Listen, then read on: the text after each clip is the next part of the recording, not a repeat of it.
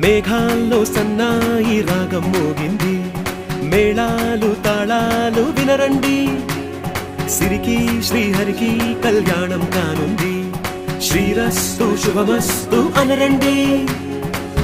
అచ్చతలు గంటో పెళ్లికి అర్థం చెప్పారంటూ మెచ్చదగు ముచ్చట ఇది అని సాక్ష్యం చెబుతామంటూ జనులంతా జై కొట్టేలా జరిపిస్తామండి అందాల కుందనపు బొమ్మవని